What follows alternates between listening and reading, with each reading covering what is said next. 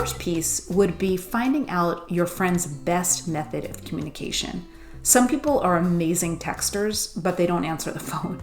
Or you have people who are really great on talking the phone, but they don't email. So it's really finding out what method works best, because that's going to be your first clue on how to communicate the best. Second, I'm an advocate of setting up specific times to talk. So we're all busy. We're in a crazy busy world right now. And so it might help just to put something on the calendar. And finally, you can even kill two birds with one stone, meaning if you need to go out there, you need to exercise or hike or do whatever you need to do, call your friend and say, hey, come with me, I got to get a hike in. And this way you get friend time and you get your exercise in, or whatever it is that gets you excited.